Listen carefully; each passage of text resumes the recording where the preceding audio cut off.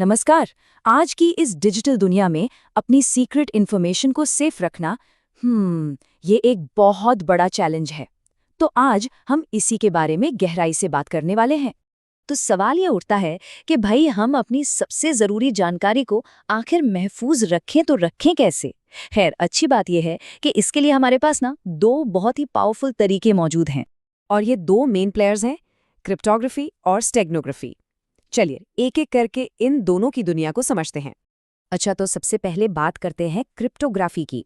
इसे ऐसे समझिए कि ये एक ऐसा सीक्रेट कोड बनाने जैसा है जिसे कोई भी तोड़ ना पाए। तो देखिए, क्रिप्टोग्राफी का मेन काम क्या है।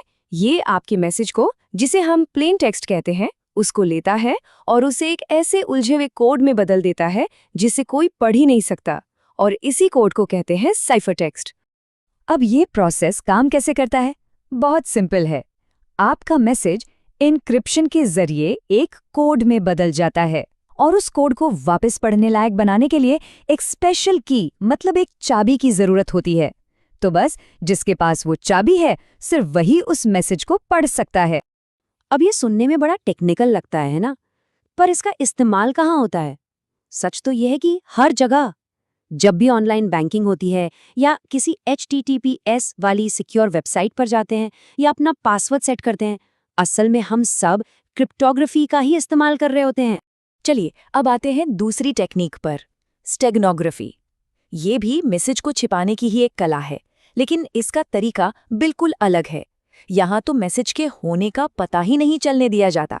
स्टेगनोग्राफी का तो पूरा आइडिया ही इस बात पर टिका है कि किसी को शक तक ना हो कि कोई सीक्रेट मैसेज भेजा भी जा रहा है।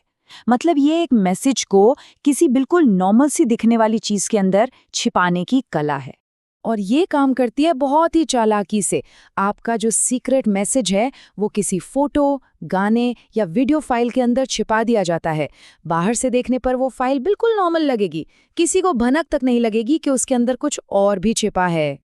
अच्छा, इसका इस्तेमाल कहाँ होता है? आपने डिजिटल वाटरमार्किंग के बारे में सुना होगा। उसमें होता है ताकि पता चल सके कि किसी इमेज का असली मालिक कौन है।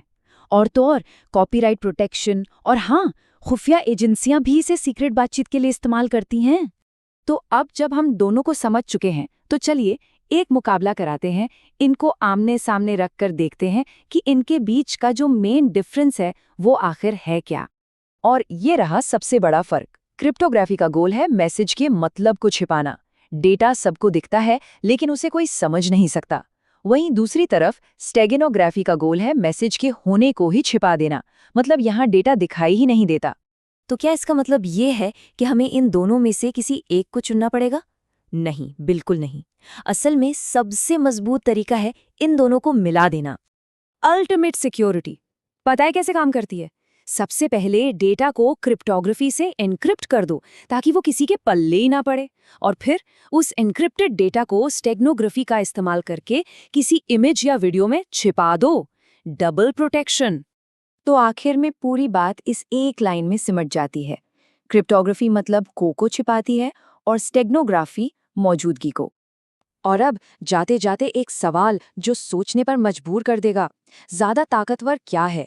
एक ऐसा मैसेज जिसे कोई पढ़ तो सके पर समझ ना सके, या फिर एक ऐसा मैसेज जिसके होने का किसी को पता ही ना हो? सोचिएगा जरूर।